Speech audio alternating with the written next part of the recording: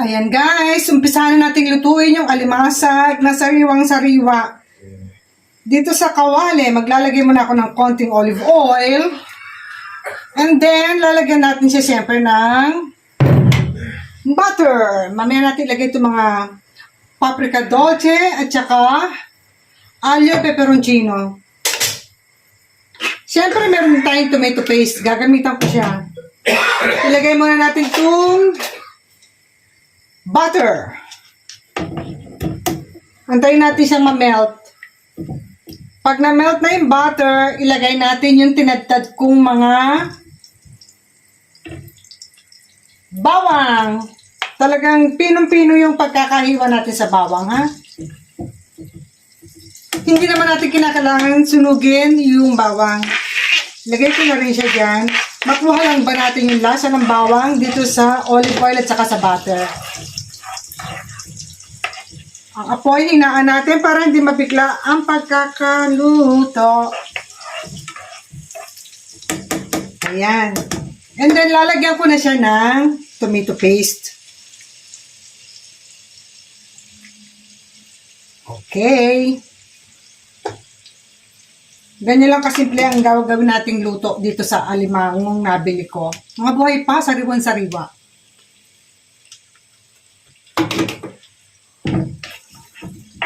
And then, ilalagay ko na rin po siyempre mga sahog-sahog niya. Paprika.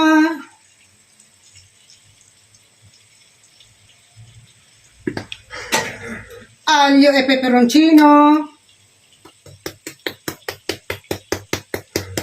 Hindi ko na siya lalagyan ng nor cubes. Kasi yung alimasag, medyo maalat na siyempre galing sa dagat. Yung lasa niya ang magbibigay ng lasa dito sa luto. Siyempre, yung lasang dagat niya, lasang alimasag.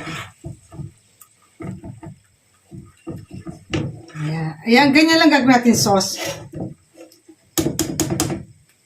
Ang bango.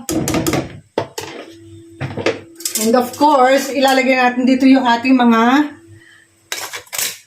alimasag. Niluto ko na muna siya ng ganyan lang, guys. And then, dito na natin siya ipa-finalize. Wow. Hindi ko na hinati, dahil pag hinati ko, madudurog. Baka ito malaki, yes. Hatiin natin yung malaki para makita rin natin, ha. Ito medyo malaki siya, oh. Try natin. Guys, halika.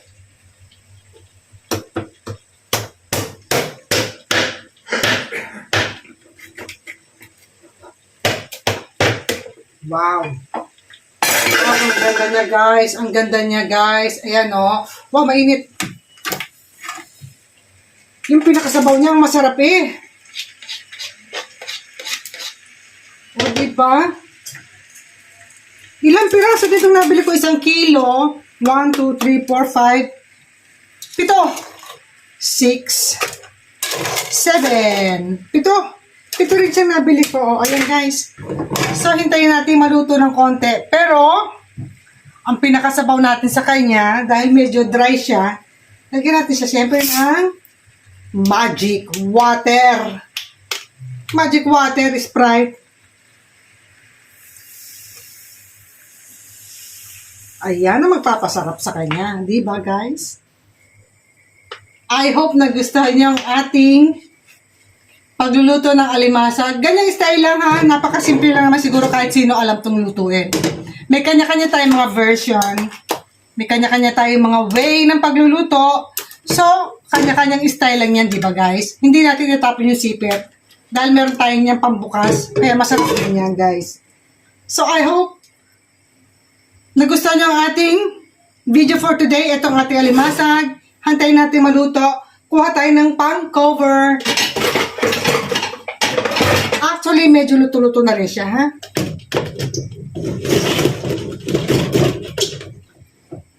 So, isang like and share naman dyan. Paki-thumbs up na rin. And comment down below. Bye for now, guys. Thank you. Mamaya pag kumain kami, pakikita ko rin sa inyo kung paano kainin ito. Hindi ko naman sinabing papaano. Alam niyo rin kung paano kumain ng alimasag, ha?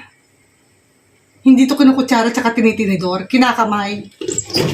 Tapos nakataas ang paa. Okay? Wala tayong kanin, gulay lang. Baka naman, meron dyan magbigay ng bigas, makapagsaing. Thank you for watching. Bye!